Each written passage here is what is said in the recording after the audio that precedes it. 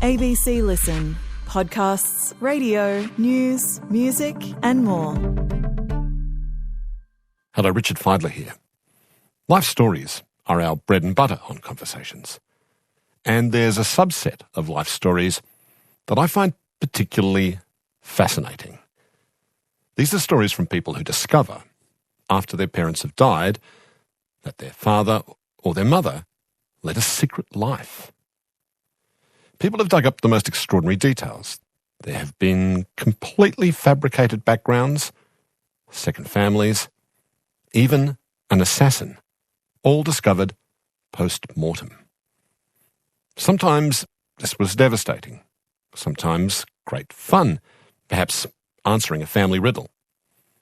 And when people unfurl these mysteries for us on air, and we get to hear what they thought they knew, and then what the reality was, well, it can be mesmerising. In this episode, we've put together a sample of these stories for you from across 20 years of the show. Writer Paul Carter starts us off. Paul had been on the program several times with his outrageously funny True Enough tales of life on the oil rigs. It was a life which took him all over the world, and between appearances, he'd sometimes email us with updates of his exploits. Here we are in 2013, when Paul had not long returned from seeing family in England. Since we last spoke, Paul, I know your father passed away, and I'm very sorry to hear that. You write a couple of intriguing lines about the relationship you had with your dad when you were little. How would you describe it? My relationship with my father? Yes, when you were little. Terrifying. A hard military man. You know, children are seen and not heard. My sister said something really profound on the phone to me the other day. I was talking to her, and she said, let the mirrors in your mind only reflect the good things about yourself, Paul, and not your father. It was difficult because Dad and I had a very strange relationship, like so many oil field people or military people. Being a professional that means you work away constantly means that it doesn't lend itself to being productive fathers and good husbands and all that sort of thing. That alienation suddenly creeps in, and the next thing you know, your parents are divorced, and then the pattern can repeat. There's so many guys I work with that are into their second and third marriages, and because they then also don't know their fathers. You weren't close at all growing up. What kind of bedtime routine did he like to inflict on you? I think that's the only word for it, isn't it? Dad met my wife years ago, and out of the blue tells her a story. But she'd heard my version, but then heard his version, which was bedtime. And it came across along the lines of, Paul and I had a game when he was a boy, and it would be bedtime. And I would say, quick march to the bedroom and climb into bed and lie to attention. And he'd lie there and close his eyes, and I'd turn off the light, and he went to sleep. It was so sweet. My version, you in the filthy shirt, stand up, boy. And you're like, how old? 4. Quick march in the lie down, to attend, close your eyes, sleep. You know, that's how I went to bed. I'd obviously wet the bed at this point. And that's how I grew up. He was just a product of his military environment and his relationship with his father, I can only assume. What kind of life did he have in the military? He was an aviator with the Royal Air Force, gave his life to the service. I didn't hear any of his wonderful stories. I heard them all either secondhand. For example, the Brisbane Writers' Festival 2 years ago, a man walks up to me and introduces, he says, I'm John Lloyd, I flew with your father. Do you want to have lunch? And so we went straight to the pub and sat there for the next, 10 days and got all these stories. And the man had me crying with laughter that I should have heard those stories from my father. Tell me the story about the time when your father was posted to Libya. This is pre-Gaddafi, isn't it? This is before 1964 when Gaddafi came in and booted everybody out. He was sent there as punishment. He was a squadron leader, but he was a drinker, and apparently he was dared to ride his motorcycle through the officers' mess. So he gets the bike up the 3 steps to the landing of this building, dumps the throttle and lets out the clutch, and the red carpet the bike's sitting on flies out the door into the car park, and then the bike flipped up into a trophy cabinet that had like Douglas Bader's wooden leg in it and Hitler's mustache, and the whole thing went up in flames and burnt the building, not to the ground, but serious fire. So he's busted from squadron leader back to like pilot off. It was like the huge demotion and sent to Canada. And within the month of arriving in Canada, I've been told that he got drunk and got into an argument with a fighter pilot instructor about whether or not chickens can actually fly but just don't want to. So they took a staff car to the market, bought a chicken, came back on base, took up an open cockpit trainer with no permission while Dad filmed a Super 8 windy camera and this guy lobs this chicken out of the aeroplane, which is flapping like hell. And of course, it's just tumbling and splat. And then they landed and they were arrested and then they sent him to RAF El Adam in the Libyan desert, the most isolated base I think they had in the Royal Air Force. And he arrived there and met John Lloyd. And the precursor to BP was Darcy Oil, and they were doing the first exploration drilling in the Libyan desert. And they arrived at this military base as a forward mounting sort of base before they drive out into the unknown desert to drill for oil. And they were in old Bedford trucks. There was no choppers or modern stuff.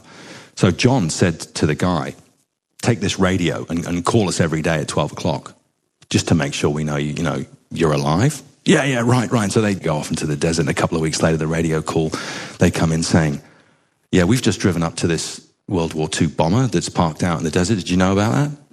And John's like, I'm sorry, what? He was a helicopter pilot.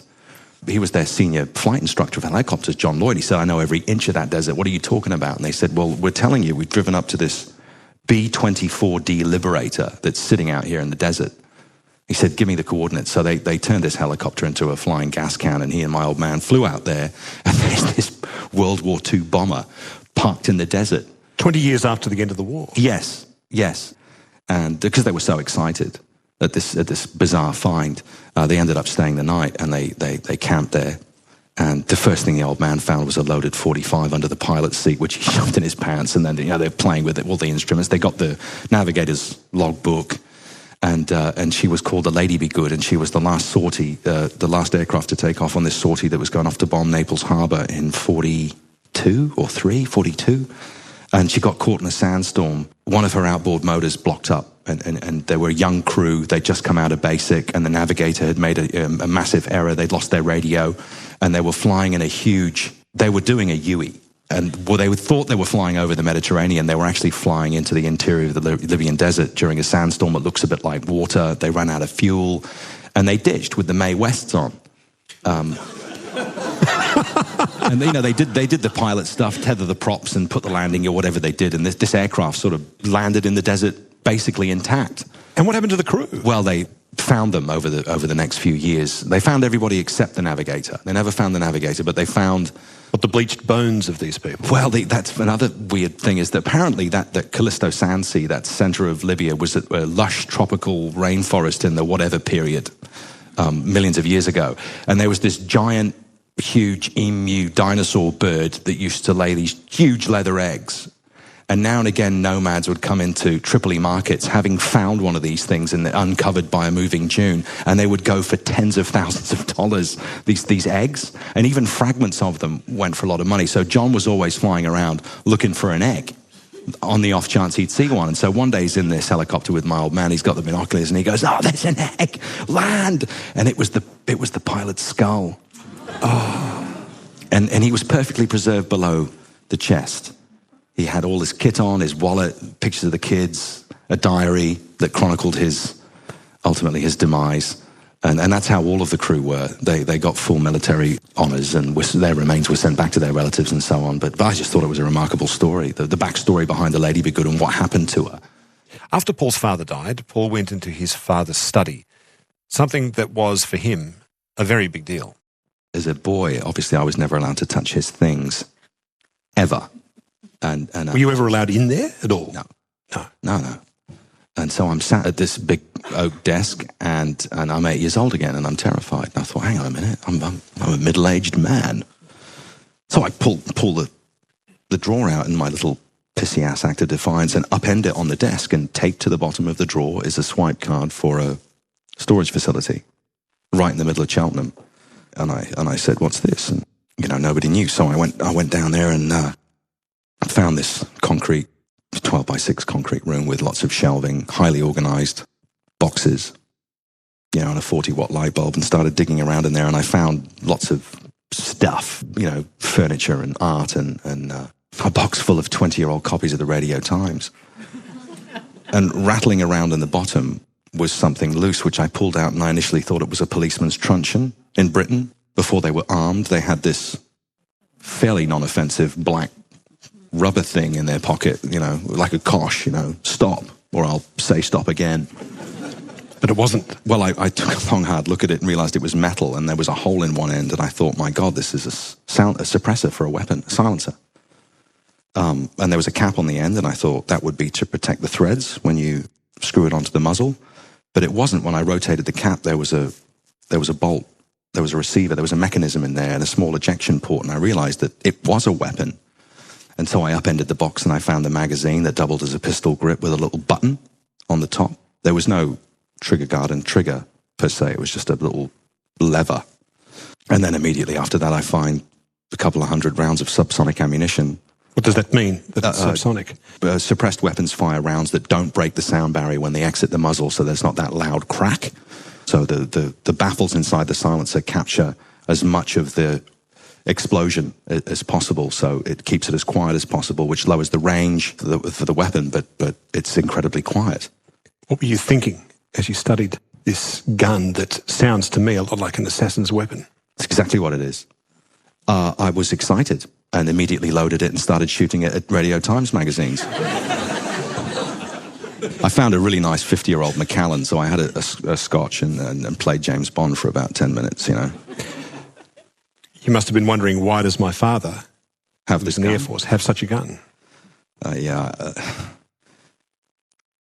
also found a commendation from Dennis Healey, who was the Secretary of the State of Defense at the time, for service to Britain that no one knew about.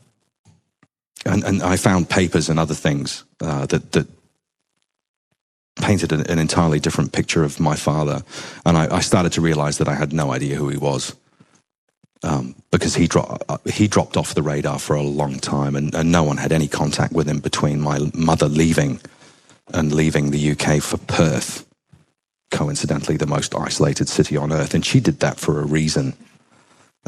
She ran as far away as she could, and I started to find slithers of information that painted this very intriguing but disturbing past. I think the best way to answer it is, if you look at the military in Britain in the 60s and 70s, the vetting process for pilots and aviators was intense and thorough because of the money involved in the brain. The guy was worth as much as the aircraft. So it made sense if you've got guys who are physically fit, have an IQ over 150, can make difficult decisions quickly, have good hand-eye, and are estranged from their family or have no siblings or wife and children to worry about, they would make a very good recruit for intelligence gathering. And so I think part of the selection process for some of the flying and the escape and evasion side of that sort of military training at the time, they inserted other things to try and vet potential candidates. So without making it sound awful, possibly being a clinical high-functioning sociopath could be beneficial under the right circumstances. What did you conclude your father had been then? An intelligence agency for what, MI6? Well, look, the story goes like this. I found lots of bits of information, but nothing to string them all together without doing huge amounts of research, which I haven't had the time to do. But then, bless him, Elizabeth called me. He passed in August last year. She called me in February in tears. And she was in the military her whole working life. Never married, never had kids, devoted herself to the service and retired at a much higher rank than him. So she's a very capable woman. And Lizzie doesn't burst into tears for anything small, So I knew something was bad when she was crying on the phone, and I said, "What is it?" And she said, "Well, a package arrived at the house today, addressed to you, but it's your father's handwriting." So I opened it, and inside there's a manuscript, and I started reading it, and then I stopped, because there are things in there that I don't want to know about your father. So he was diagnosed, and then immediately set everything into a dictaphone and had it transcribed onto a manuscript and sent to the house. You have no idea what's in that manuscript? I have no idea what's in it. Hopefully every answer to every question that I've got rattling around in my brain box at the moment, but I'm getting on a flight on Friday to London, and I'm going to get it, and I'm going to sit in this study and finish that 50-year-old Macallan. I'm going to read it, and hopefully it'll answer all of those questions. Are you certain what you read will be truthful? No. But I can do my own research as a writer. You know, I can corroborate the information I have got and at least find out exactly what was going on. But Cheltenham, coincidentally, Cheltenham is where Britain has GCHQ, which is part of their Central Intelligence community and has been for decades, which is where he lived. You found evidence of a whole other side to your father in there as well. You discovered a bunch of envelopes.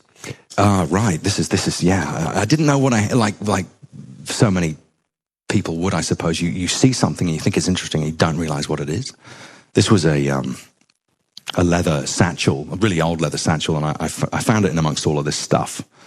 And I opened it up and I saw these, what I thought were interesting looking envelopes. So I thought I'll take that home and read it at my leisure. I didn't think it was worth anything or interesting, other than to look at, because he collected coins and stamps. So I sat down at home in my study and I opened these and I suddenly realized I had something that was truly remarkable. And I got on Google, and did my own research. And what they are, they're envelopes released by the Ministry of Defense and the Post Office. And there were 12 envelopes, which they made 200 of each one. And each envelope commemorates a particular battle of World War II. And then there are 81 signatures across those envelopes. And every one of those men won the Victoria Cross, which is staggering in itself. That these men they signed these envelopes, and you just Google one of the names and up pops this incredible story. And so I became obsessed with these envelopes and started. And I don't know much about World War II other than what I've seen in television and my grandparents told me, which was silly because one was on the side of the Brits and the other was German. So I got these diametrically opposed versions of World War II, So you had these envelopes, yeah. These special limited edition envelopes printed by the Royal Mail, yep. with scenes from World War II on them. Yes. Your father had taken these envelopes, taken them to a Victoria Cross recipient who signed it. Then what did he do with the envelope? Then the envelopes are endorsed by the head of the MOD, and then he went to the country where the combat took place and mailed them back to himself.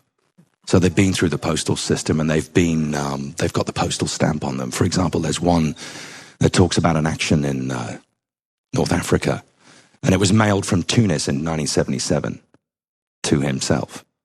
So how much are these envelopes worth? I scanned them and sent them to Sotheby's, and they wrote back saying these really belong in a museum. So my lawyer suggested that I donate them to the War Memorial, and you get a tax break. It's the oldest oil field quip in the universe. I don't want to pay tax, ever. So that's probably what I'll do.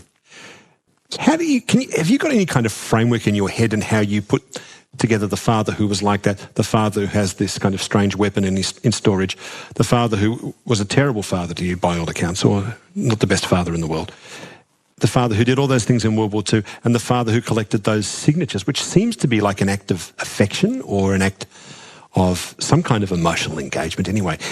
Have you been able to put those fragments of your dad that you know of together in any way? No, not yet. And now that you're on your way to go and read his manuscript, yes, but you have no idea of what's in, are you dreading this, or are you looking forward to it, or what? Well, the reason I haven't done it since February is because I've been dreading it. But I have to.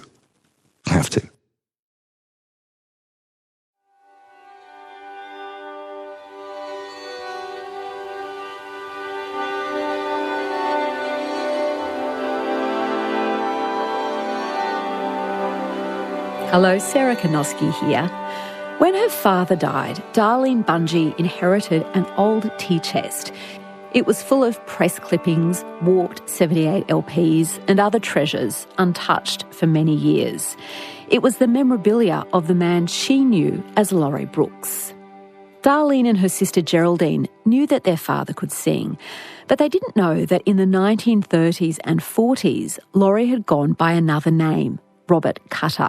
And this Bob Cutter led a glamorous, even scandalous life as a nightclub heartthrob in Hollywood. Here's Darleen explaining how her dad got his start in Hawaii. Well, Dad had been working as a painter during the Depression. You know, it was terrible in California. People were hungry and everyone was out of work. So he was lucky to have that job. And his uncle had started a paint factory in Honolulu. So they said, why don't you go over there, Robert, and learn the paint business? What kind of place was Honolulu in the 1930s? It was absolutely gorgeous. I can't even begin to imagine how beautiful it must have been. The only people who travelled there were on lurline ships, which were beautiful teak-decked things that required black tie and long evening dresses at night. And it would take a week to get there from San Francisco. And it wasn't even a state of America at that time. It was considered to rival the Riviera, and beautiful, uncluttered beach, only the two gorgeous hotels sitting on it, and just glamour. And all that amazing verdant tropical plant form, frangipani and jasmine. It must have just been a feast for the senses. Yes, I remember my father telling me that how much he loved the place then. And he said, you know, whenever he went out and it rained, he never took an umbrella because he said you'd be dry by the time you arrived. How did he first break into music then? Well, my lovely Auntie Bess, who more or less raised him when her sister disappeared, she was quite a social lady, and she had musical soirees at her house. And a man who ran the radio station had my father sing and gave him the opportunity to write and feature in a radio program. So Dad would arrive at the radio station in his great big painting truck and his paint-splattered jeans and race into the studio and do the show and write the show. And do you remember the name of that radio show? The Cream Freezers, that's right. And they were selling ice cream. So he was called Mr. Velvet. There was an article in the newspaper that had their faces, Dad in the middle as Mr. Velvet, and they had ice cream cones for bodies. So he was sort of doing advertisement radio shows, and was he singing in clubs as well? He went from success to success, and it was a very quick climb to stardom, really. He sang in all sorts of venues in churches and at colleges and at the Academy of Arts, serious things. But he got a job at the Royal Hawaiian, and when Harry Owens, who was a wonderful musician, came to Hawaii, he was the lead singer with Harry Owens and the Royal Hawaiians, and they cut lots of records. And he really popularised that whole Hawaiian steel guitar music into popular American music, Harry Owens, didn't he? That Hawaiian sound of the 40s and 50s. Yes, he did. And my father found Travers, who became very famous as a steel guitarist. He found all the local musicians for Harry and promoted that Hawaiian sound. And Harry Owens, a year or so later, really started to become popular in America and made an absolute fortune through his Hawaiian music. But instead of Dad cutting the records, it was Bing Crosby by that point. Your dad then was in Honolulu, successful, singing at these beachside hotels. I imagine there were plenty of women interested, but who really knocked his socks off? Well, she was a Hollywood bombshell called Ruby, and she was married to a very powerful, the most powerful director in Hollywood at the time called Lloyd Bacon. And she was a bit restless by the time she got to Honolulu. set eyes on my father and totally seduced him. He said he felt like a lamb to the slaughter. Did he keep any photos of Ruby? There's one, yes, but I didn't see the one that my sister saw. She was I think she was about 7 or something, maybe a little bit older. And she was going through he was going through his tool chest, and she was standing by. And for some reason, Ruby's photograph was there. And she was amazed because she'd never seen a strapless, sequined, form-fitting dress like that. And she couldn't understand how it was kept up. And, Ruby was quite curvaceous. She was, the typical Hollywood blonde. And she asked my father who it was, and she said she remembers him sighing and saying, "That's Ruby," and putting the picture in his pocket. And none of us ever saw that picture again. So they had this passionate romance in Honolulu and then came back to California, and your father was performing and recording. What happened one night when your father was performing a classical concert in Los Angeles? Ruby's husband, Lloyd Bacon, was naming my father as the reason for the divorce. He had taken out papers with his name as the co-respondent, but my father hadn't attended the meeting at the lawyer's office. And on that pretext of my father not turning up at the lawyer's office, he contrived to, I believe, to ruin my father's career. So my father is singing at the Palomar, which was the space of 2 city blocks, the most wonderful looking place with palm trees and thousands, it seemed, of white cloth tables, and people would go there in their dinner jackets and their beautiful long evening dresses and have dinner and dance. And this particular night, in the middle of my father's song, 2 policemen stride through this huge crowd and up onto the stage and arrest my father while he's singing, put handcuffs on him and take him out through the room, put him in the police van and take him to the farmer where he stays overnight. Robert went on to tour Australia as Laurie Brooks, and he was here when the Second World War broke out. He served in the Australian Army's entertainment unit in a number of theatres of war. He married in Australia for the 4th time and settled into life here with Gloria and their 2 daughters. Was there a moment when he turned his back on his career as a singer or as a performer, or was it something that happened progressively?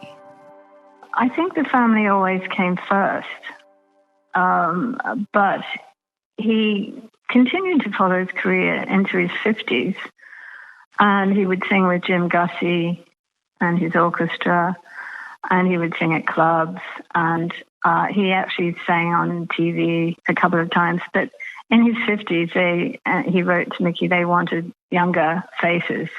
So I think it just gradually faded away. I don't think he deliberately gave it up at any point in time. Do you think he regretted the way that his career panned out? He wrote once that he had absolutely no regrets because he'd found such happiness with the family that he had always wanted. And I think there's some truth in that, given his unhappy childhood and no sense of real family, to have his wife and children under a roof that he managed to pay off and had free and clear. It was great happiness to him. And so towards the end of his life, he was really very content. He was bedridden in the last couple of years of his life, and it was Christmas Day, and he managed to come and have Christmas lunch in his dressing gown. And after lunch, we did what we always did. We sang carols and Christmas songs, and his great Christmas song was always Silent Night. And as he started singing, I thought, why did I ask Dad to do this? He mightn't be able to reach the notes. He was suffering from emphysema. And it was just spellbinding. And for the first time, I appreciated what an art he possessed, that he could just change where we were. Everything just sort of peeled away. We could have been riding on a cloud, just listening to his voice. Podcast, broadcast, and online. This is Conversations. Hear more conversations anytime on the ABC Listen app or go to abc.net.au/conversations. Next, it's Nadia Mahjouri's search for family. When Nadia was 21, she and her partner had their first child. And this kick-started a deep need in Nadia to connect with the father who'd been absent through most of her life. My mother really never spoke about my father at all growing up, and so really the only information I had about him were these kind of dusty photo albums that my grandmother kind of kept, in the pile of old albums. And the photograph that I always was drawn to was this photograph of their wedding day in Scotland. And my mother is, she's pearly skinned, she's got this very fair skin, beautiful blue eyes, and a high-necked white dress that she told me she'd bought from the op shop. And my father at that stage had a huge afro. He's quite a dark-skinned, very tall Moroccan man. Yeah, so this photo of the two of them with their nervous, excited expressions on and their kind of youth was my favourite always. So they came back to live in Tasmania. What was life like in Tasmania for your dad, do you think? I think that it was a very isolating place to be a Arabic-speaking Muslim man in the 1970s in Tasmania. And he worked as a theatre nurse. He got a job at what we now call mental health, and it was the asylum out in New Norfolk. And, I think it was a pretty frightening, unhappy place to be. So he really didn't like Tasmania. Tasmania wasn't a great place for him. How old were you, Nadia, when he left? It was before I was 18 months that he left to go back. And after he'd left, did you have any contact with him, like letters or phone calls, anything? Not really. I had maybe birthday presents for the first couple of years. I remember I had a few gifts that had arrived while I was 2 and 3 that were books that had his writing in them, But besides that and after that, nothing at all. So what did you decide to do when your little son was just 4 months old? Yeah, so I remember I'd given my son a Moroccan name. It was the only thing that I'd had from Morocco in my life, besides my face and my body that was so clearly Moroccan. I had this Moroccan name, and I'd really loved that, and I thought I really want to give my son a Moroccan name. And it dawned on me after he was born that I had this little Moroccan baby, and I wanted him to know more about the country, the culture, where he was from. And I also started thinking about, well, who was that man that was there when I was a baby, looking at this baby and just loving them so much and yet being so overwhelmed and feeling. I had a real sense of I've got to find out more. I need to know for my sake, but I also need to know for my son's sake, who I am, where do I come from, what does it mean? And I've been to so many other cultures and I've tried on so many other people's cultures. Why have I never actually investigated this one? And I think it became, a really pressing thing for me. What did your mum think about this idea? I think that my mum probably had been waiting for me to want to.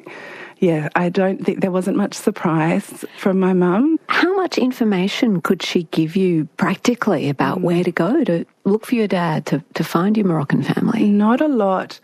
She remembered the address that she used to tell the taxi driver. So when you got in, she knew my family she'd lived with them in Marrakesh. That was inside the old Medina of Marrakesh, which is the oldest part of the city. The Medina is like a walled part of the city, and the city has grown up around that walled part, but the ancient part of the city is where my family were from and where she had stayed in the 70s. So she gave me the address, which was really the street and the suburb. She didn't have a number. She didn't have any other information. And she did tell me that they wouldn't speak English. And so I got a friend of mine to help me write a letter in French to my family. And, it was kind of this very generic letter that was something like, my name's Nadia, I'm the daughter of Jesse and Mohammed, and I'm coming to Morocco on this certain date, if you receive this letter and you'd like to see me, leave a letter for me at the post office, post restaurant. We used to do in the olden days, and so that was my hope. So off you and your baby son set and arrived in Morocco and made it from Casablanca to Marrakesh, which I think is one of my favourite cities in the world, Marrakesh. What were your first impressions? Oh, my goodness. So there was my son and my son's father and I, and we were... I think unless you've been to Marrakesh, it's hard to describe the sensory overload. There is, in the centre of the Medina is a square, and the square is called Jamafna Square. And in Jamafna Square, it's actually UNESCO World Heritage listed, and it's a cultural heritage listing, and that is because basically everything that happens in that square pretty much hasn't changed for millennia, So you walk into this square and there are snake charmers, and there are people with monkeys and traditional healers selling iguanas and remedies. There are people wanting to do your henna. There is orange juice being squeezed. There are traditional storytellers with a crowd of local people around. There's meat being grilled and heads of animals kind of, being cooked, and snails. And it smells amazing is one of my memories. Incredibly, but it can be quite confronting, also because, everyone's trying to grab you, everyone wants to sell you things. Yeah, it's a heady experience.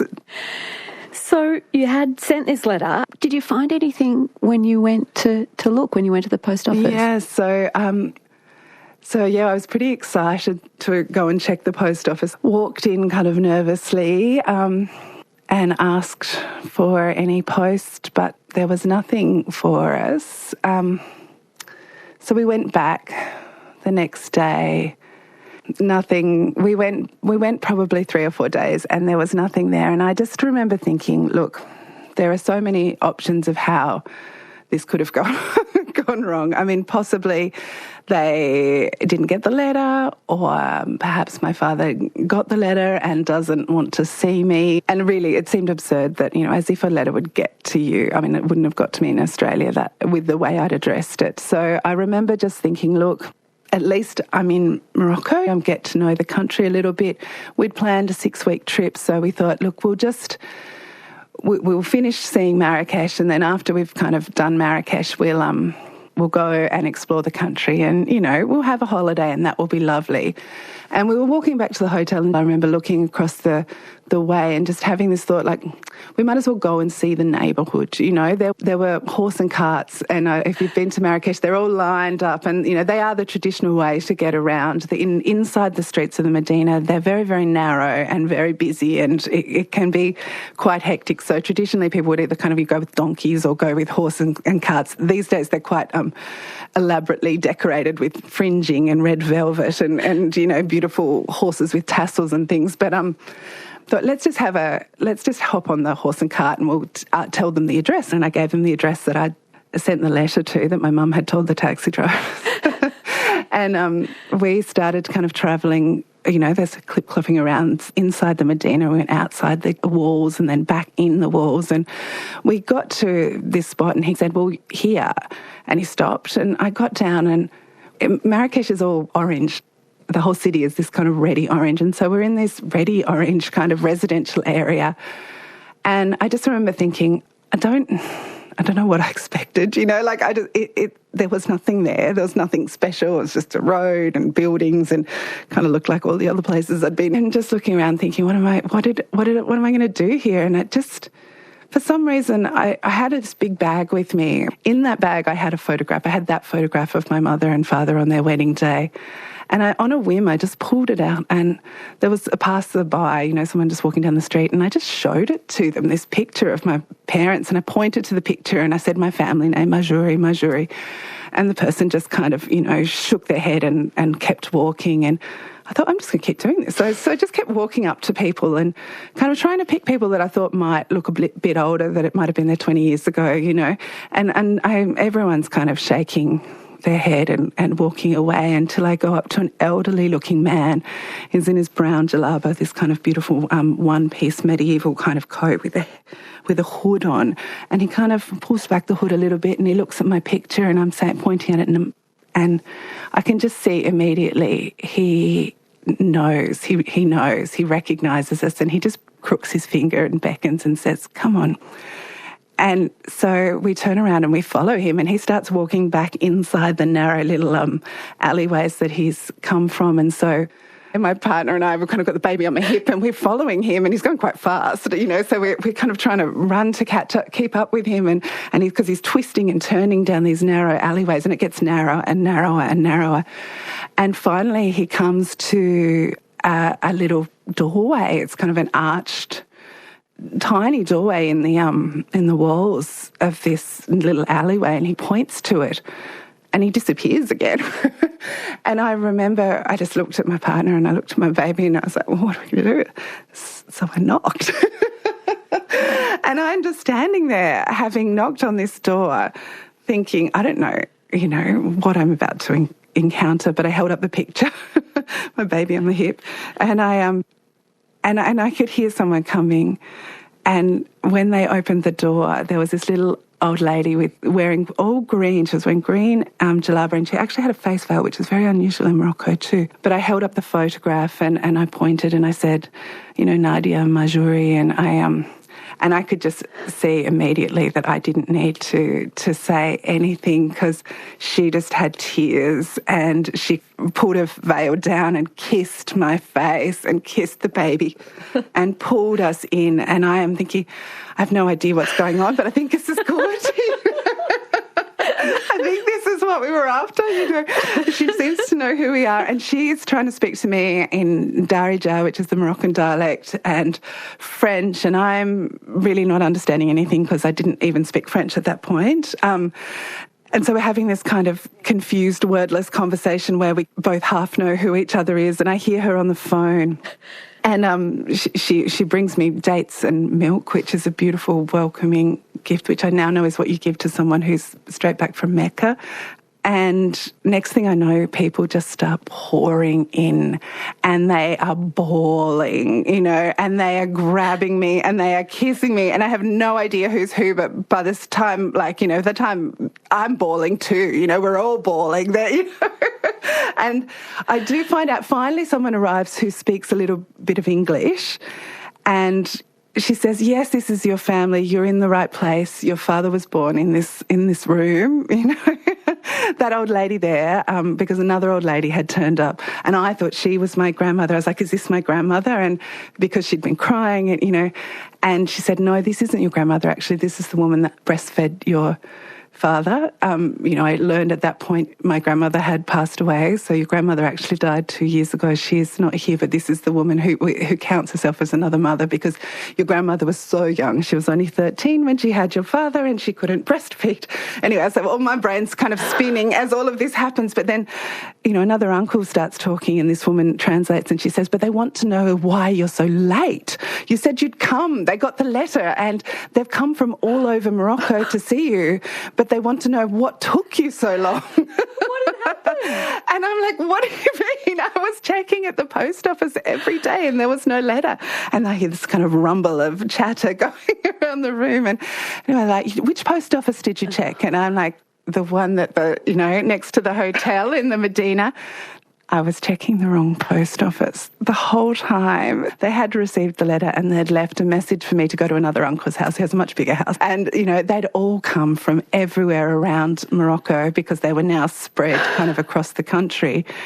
And so everyone had come and wanted desperately to see me. And they said, the reason we've all come is we haven't heard from your father in 25 years and we want to know, how is our brother? How is your father? Oh, and I had to say to them, I'm here to try and find my father. I don't know. I haven't seen him my whole life. So at that point, it all became clear that really none of us had any answers about where my father was.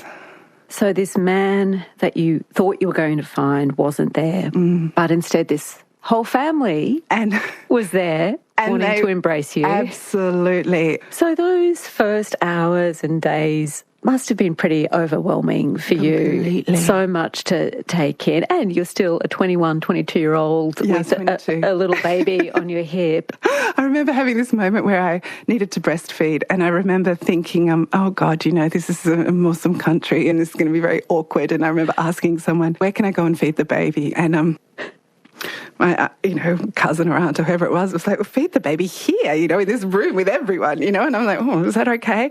And they're like, of course. And so I started breastfeeding and I'm trying to very, very polite and modest and cover myself over, and I remember this ripple of approval went around the room. Everyone was nodding. And I remember the older lady who'd breastfed my father, she said to someone something, and I was like, what did she just say? She says, you're a real Moroccan woman. She said,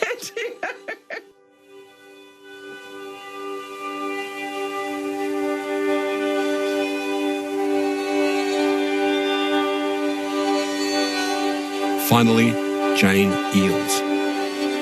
Jane grew up in Zimbabwe and didn't discover that she was adopted until she was 19. And when she did, her adoptive parents made her promise not to track down her birth mother. After they died, Jane went looking anyway and discovered that her birth mother, Phyllis, had died long ago. The fragments that Jane was able to glean about Phyllis's life were seriously intriguing. Then Jane discovered she had a half-brother called Paul, who was very much alive. Initially, I couldn't find anything. And then I Googled his wife's name, and I found her. So then I Googled his name again, and I found him. He was a bridge teacher. There was his name and his phone number. Well, that was really interesting because I played bridge too. I'd read in the adoption literature that you should never approach anybody directly. So I then phoned my friend Mary, who I often used to consult with issues. My half-brother was living in the suburb that her daughter was living in.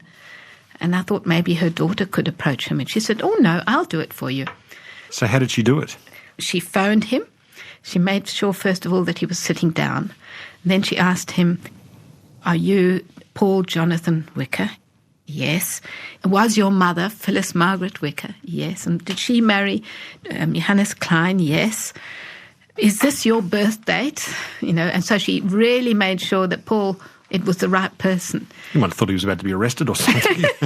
he must have wondered what on earth she was doing. Yeah. And she said, well, I have a lovely surprise for you. You have a sister. He was really astonished. And so what she said was, Jane has asked whether you would like to meet her, and if you would like to, she said that I could give you her phone number. And maybe you should think about things and phone me back if you would like to meet Jane. Then it was Easter, and we went away for Easter. When we arrived back, I walked in, and in our little alcove was this telephone answering machine, and it had 2 lights flashing. So I knew there were 2 messages. And the first one was, hello, Jane, this is Mary. I've phoned Paul. I've told him about you. He is absolutely delighted that he has a sister. He phoned me over the weekend and said that he would like to meet you. He asked all the right sort of questions, and I have given him your phone number, so he may well phone you soon. But please do let me know what happens. Paul's voice was on the next message, and he had a beautiful, deep voice and a beautiful English accent. And he said, hello, Jane. This is your new half-brother, Paul. Your great friend Mary has just phoned, and she told me about you, and I would love to meet you. I do hope we can meet soon. I'm impatient. I think that runs in the family. I'll phone you again. And then he gave me his phone number, and I was over the moon. I had a huge sort of physical reaction to it. My world had sort of changed completely. I was pressing that button and listening to the messages over and over again. And then suddenly the phone rang, and there was Paul. What did he say? He said, hello, Jane. Did you get my message? It's lovely. I can't believe that I have a new sister. This is the best surprise I could possibly have had. Can we please meet soon? I said, can we meet over the next weekend? I want Rob to be there. And he said, oh, no, please, let's meet sooner. So we agreed to meet in 2 days' time at about 12:30 at the Canary Wharf tube station. And how did he appear? Well, we saw each other from 150 yards away. This man with a shock of white hair, a black leather jacket, with a huge beaming smile coming towards me briskly. And when he came, he gave me a big hug and a kiss on each cheek. And I found this very confronting. On the one hand, he was my brother and I wanted to hug him, and I did. On the other hand, this is a stranger and I've never known him before. So it was really a strange experience. So you were wondering what was appropriate at the same time your heart is singing. How long did you talk for? 4.5 hours. It was a mammoth session. What could Paul tell you about his relationship with his mother? He told me that when he was 2 months of age, Phyllis, our mother, left him with a warm bottle of milk for his father to find. She abandoned him. And she left a note saying, please don't look for me. So she disappeared on him? Yes. When did she come back into his life? She came back in his life when he was 3, in 1932. So this ghost-like figure of your birth mother is now starting to get some more shape to it and more definition to it. And what were you thinking as you're hearing all this stories about your birth I was mother? Worried what I'd inherited. Fortunately, by that stage, and sincerely so, I'd had my children. And put them up. And yes. So I obviously didn't inherit that aspect from her. But I couldn't understand. She must have had good reason to do that. And so those were the questions that I was asking. Why did she leave? And why didn't she get help? Paul remembered your mother coming to visit him during the war while he was living in a children's home. What was the story there? One Friday, a mother arrived in a taxi with a flourish, dressed in army uniform very smartly, and she took Paul out. And she taught him how to recognise edible mushrooms. She stayed at Taunton pub, and she entertained the local patrons in the pub that night, and Paul was very, very proud. In 1958, he asked her, why did you come and see me then? She said, I was just about to go on a dangerous mission. What was the mission she told Paul about that she'd undertaken during the war? Well, she was asked by the Dutch to travel by submarine and fishing boat, to change identity with a cook. She gave the keys to her apartment to the cook, and the cook gave Mother her keys. She changed identity with the cook down to her knickers, and then went by train to Arnhem and to the other bridges to see what the German presence was there.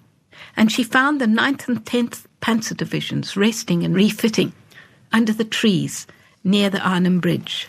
Who was she working for that she should be asked such a thing? She was registered in the British Army. At one stage was a driver. She drove high-ranking officials around.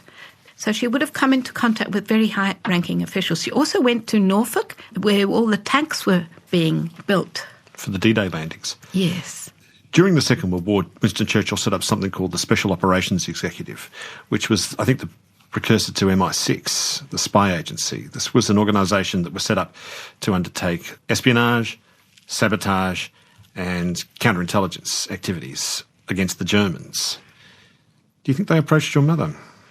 They could well have done, and that has been suggested to us by Sue Tompkins, Lord Montagu's archivist at Beaulieu, and also by a person called Ian Bailey, who was at the Adjutant General's Corps Museum.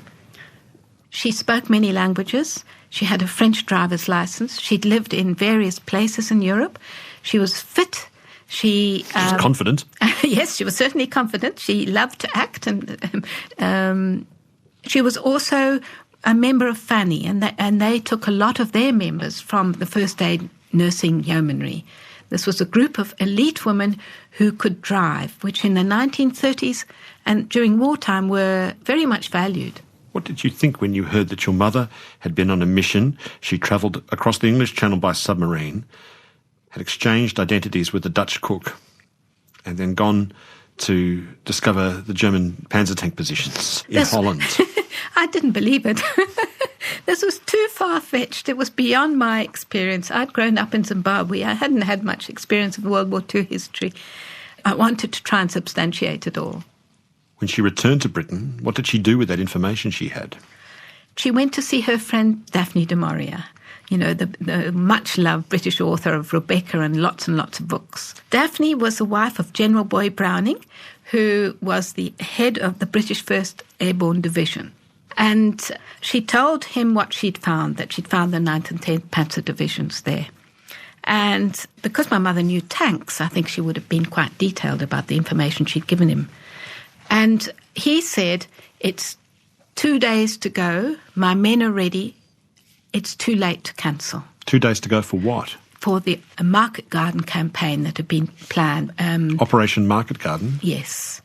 That was a parachute drop that was planned to drop behind the German lines so that they could cut the Germans off from progressing further into Germany and escaping into Germany. But your mother had intelligence that there were panzer divisions waiting for them? Yes. What did that mean for the campaign, for Operation Market Garden? Well, it was a disaster. It went ahead and more people died during that campaign than on D-Day. It was one of the worst disasters in World War II.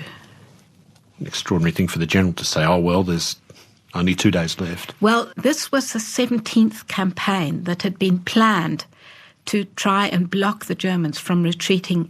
And because the Germans had moved so quickly, every campaign they'd planned, the Germans had gone past them, so they'd had to cancel it. So 16 campaigns had been cancelled right at the last moment. And so I think there was a lot of pressure to get it done. Go ahead regardless. Is there any evidence of this? Were you able to find any evidence of this in her war records? Oh, there are various things. She was promoted, and after the 11th of November 1943, there was nothing in her war record. Well, there's a glaring blank, is there? Yes. And that, Sue Tompkins first identified that as being really quite a good suggestion that she was a secret agent. Also, although she apparently did nothing during that time, she continued to be promoted. So she wouldn't have been promoted if she had done nothing. She eventually became a junior commander, which was the rank of captain for men in the army. How exciting. Her war years were clearly important and thrilling. Yes. So you were born then just after the war. Do you know now why she didn't want to or couldn't keep you? I can only guess. Obviously, she's not here to tell me. But I think just after the war, it would have been really hard to keep a child. I also think that whoever my father was, I think he had a part in saying that I be adopted. My mother wouldn't have been able to afford the doctor's fees. I think my father must have paid for that. So I think my father had quite a say in what happened to me. Do you think she was still working as a spy after the war for MI6? I don't know. I wonder. She may well have. Children would have just slowed her down, I suppose.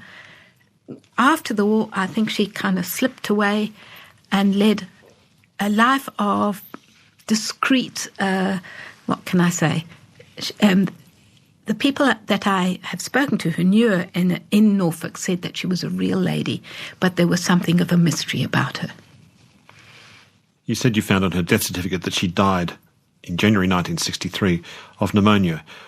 What were the circumstances of her death? She died all alone on the 3rd of January, and it was a very, very cold winter. She was not found for 3 days. And when she was found, she had her dogs still around her. And it was very sad. Her sister was devastated. She had virtually no furniture around her but the kennels were pristine. Podcast, broadcast, and online. This is Conversations.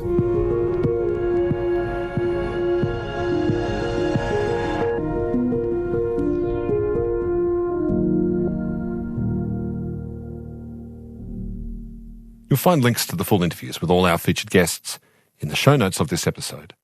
This conversation was created on the lands of the Gadigal, Jagera and Turrbal peoples, and thanks to story producers Anna Priestland, Pam O'Brien, Eales Moldovan and Jenna Koda.